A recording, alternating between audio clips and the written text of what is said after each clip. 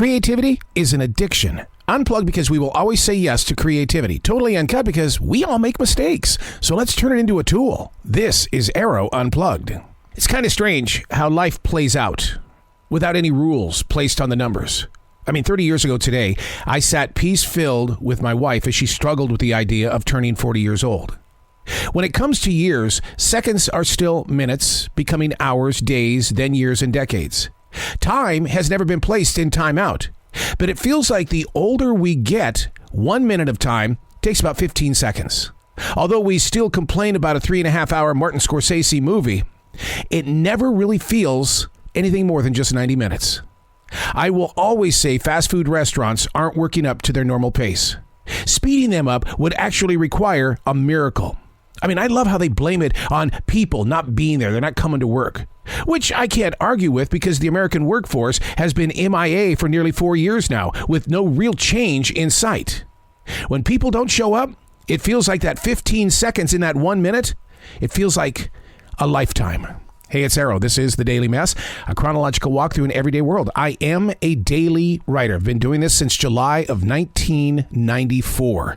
Just a silent wolf, observing life, learning from life, teaching life, belonging to this place of now. This is The Daily Mess. Locating the right words to place on a page. For the eyes that you may never meet. For the hearts that are locked in on seeking and receiving. But is anything ever growing? Activating something should never be a requirement, nor is exercising the emotions and muscles connected to every decision. Soon to be set free is you. It's like we shed skin every 30 seconds. But where will the story land?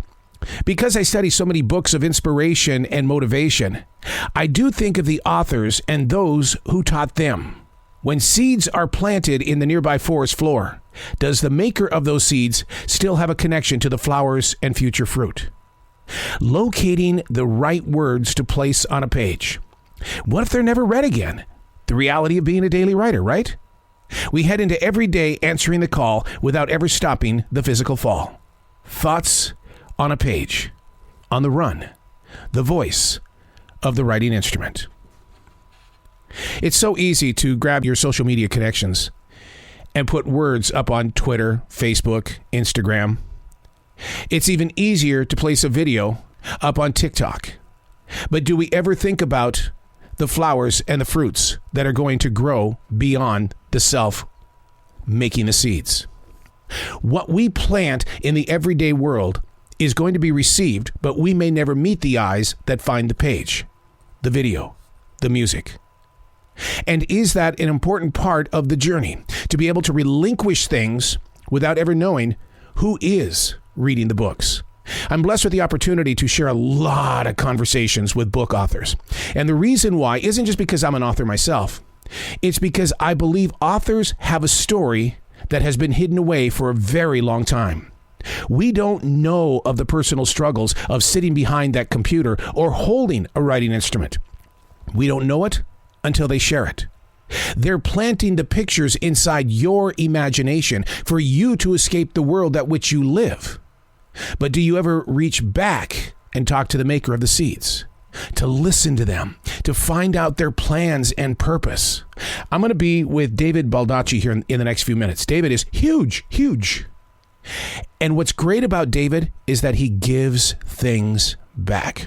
He's got 2 organizations, foundations, that are all about getting books into the hands of receivers to make sure the words on the page are seen and experienced.